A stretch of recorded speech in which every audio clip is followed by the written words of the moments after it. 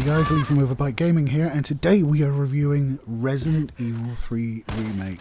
Now, I was a huge fan of the Resident Evil 2 Remake. Absolutely loved it. It was my game of the year for last year. Then that's not just because I can make it extra squicky with the mods. Speaking of mods, the footage you'll be seeing from Resident Evil 3 Remake will be having the old Jill Valentine mod applied to her, because when you got the opportunity to play with Julia Voth, you play with Julia Voth. It's the law.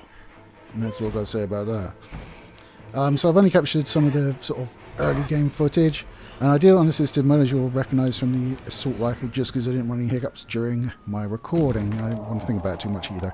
I have finished the game multiple times on normal and assisted. I will be going back through now I've unlocked the infinite rocket launcher and doing the hard one as well, because yeah, I need help. So what are you getting out of the box? You are getting the story of Jill Valentine trying to escape Raccoon City from the, I think it's the G virus at this point, outbreak, and her adventures along the way. And during, I mean, it is like right out of the gate, you are stuck with Nemesis. Nemesis is this big old boy that Umbrella's dropped in to try and kill the STARS team's members for some, maniacal reason, although I'm not really sure what that is. But he does come across a little bit like Doomsday. If you've ever read the Death of Superman storyline, Doomsday comes in like a containment suit with one arm tied behind his back, and then as he progresses, he basically loses that and becomes more monstrous, and that's what you get in here. Although it is ramped up, he becomes like quadrupedal and stuff like that. It is sort of on par with what you would expect a remake of Nemesis to be. Now, I love the game. It's got everything I loved about Resident Evil 2. There's slightly less emphasis on puzzles. There's certainly not as many of them, and the ones that are there are pretty straightforward or optional, which is nice. There's a couple of mazy type sections, but they're not too bad. They're pretty contained and not too expansive, so you aren't lost all of the time either. The graphics look amazing. In the demo, I was able to detect some sort of hashing and some weirdness to them. But since I've got the full game and sort of maxed out everything, then it's eliminated that entirely. It looks absolutely fantastic. I'm not sure about their choice for Jill. Hashtag not my Jill. That's all I can say about that. If you like her, it's fine. You don't have to like Julia Voth, although you should. Because for me, that is sort of the face of Jill Valentine. For me, is Julia Voth. And I think she's a lot prettier as well. So there's that. Now, you do get a lot of pickups in the game, so you get weapons. You obviously pick up weapons, and then you get upgrades to attach to the weapons like you did before, which is very nice, and it ranges pretty much. Most things get attachments. There is one thing where you play as Carlos, and Carlos gets some attachments for the assault rifle, but Jill doesn't. I don't know whether that's because you only get the assault rifle with Jill if you play on assisted. Maybe that's why.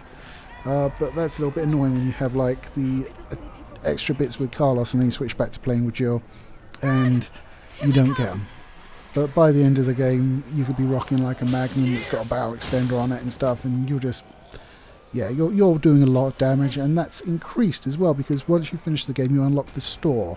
Now in the store, you can use points earned through gameplay and getting achievements to unlock other stuff, and it has the STARS outfit from for Jill.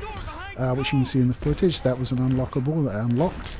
Although there's several mods that give it to her anyway, so even if you don't unlock it, you can still have it. Although it's not expensive comparatively. I mean, the rocket launcher was like 69,000. That was very expensive and took a while to get. But now I have it, I'm pretty sure I can speedrun the damn thing because it just KOs things in one shot. Even Nemesis, I think takes 2 or 3, and then he makes him kneel down and off you run. Certainly, I think I could do the game in sort of the under 2.5 hours required for S, which I never thought I was able to do in Resident Evil 2.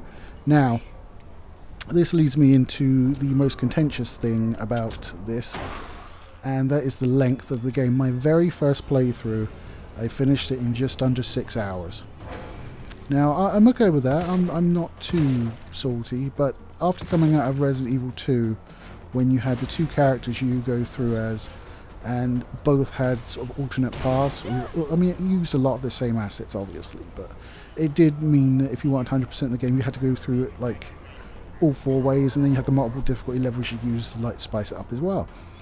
This doesn't have anything but the difficulty levels, so it's one path. It's fairly straightforward. There's a few open areas you get to go into, but most of the time you're just running sort of to the next thing you need to run to. And that is not a problem for me, but it may be a problem for people that want a bit more out of the game. Now, it does come packaged with Resident Evil Resistance, which is a multiplayer element to it. Now, I'm very reticent to say it's actually part of the game, because even in my Steam library it comes up as a separate game. So as far as I'm concerned, this is just like something they've thrown in there to try and make up for the shortfall in actual content. And it's not something I've even installed yet. And, you know, I've outside of finishing on higher difficulties and like getting S ratings, I've done pretty much all I can do with it. And mods are keeping it new and interesting for me. I mean, I've got one where you can be Zombie Jill, the one that shows up in the mirror at the start of the game. You can be that the whole game if you like, which is lovely. And there's a few more, well, risque ones, shall we say. But, you know, all that stuff keeps it interesting for me. Resistance, I'm not a huge multiplayer guy. I mean, it's like, oh my god, I can't evolve. There we go, I remembered it in the end. So, or maybe Friday the 13th would be a better example, where you have one guy as the mastermind sort of trying to screw you over, a bit like Dungeon Keeper, I think, which is interesting, but apparently it's very difficult to get into a mastermind match. And then you've got the survivors who are obviously just trying to complete objectives and escape.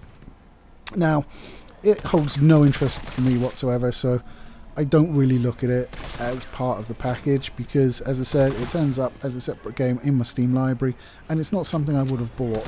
So as far as I'm concerned, it's just a freebie that game of the game, but it doesn't intrinsically add anything to the game for me. So if you're not going to play the multiplayer, and you do have a problem with short campaigns, then this may not be the game for you. If you like Resident Evil, I mean, it's got slightly less puzzles, I say, but everything else from the previous Resident Evil remake is pretty much there and correct. It looks amazing. It plays the same way. You do have a dodge mechanic now, which is very helpful, although Nemesis, if you get cornered, you're still pretty screwed. You just don't need to get to that point, really. There's some nice set pieces, and you use a frickin' railgun at the end, which I can't remember if it did in the PlayStation 1. I do have the PlayStation 1 version, but it's been years since I've played it. Maybe I should go back and amend that and give it another playthrough. But at the moment, as I say, I'm still enjoying my time in Resident Evil 3 Remake. I have finished it. There's no real sort of more story for me to see, which is a shame, because that is something that does keep me very much interested in games, is the storyline, and that's the hook that keeps me coming back. But I mean, it's a fun game. I certainly have fun when I play it. Shooting zombies in the head, it's just as much fun as it always has been. Let's face it, there's not a lot more fun than that. And my final rating for Resident Evil 3 Remake would be 7 out of 10. I know I always give 7s, but let me give you the breakdown on why I'm doing it. It's a good game. In fact, I would say it's a very good game.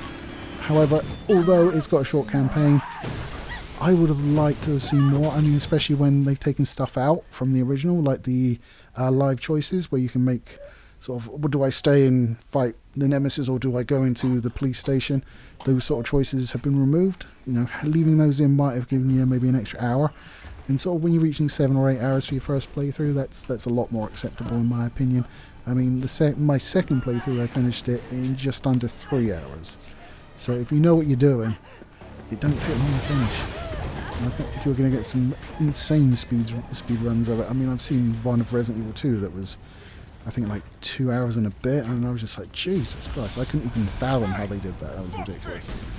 But anyway, guys, that's been my review for Resident Evil 3 Remake, and let me know down in the comments below what you thought of it, and whether I'm just talking out my arse. I have got, like, all of the Resident Evil games I've played, well, you know, all the mainline ones. I have, like, Outbreak or Operation Raccoon City.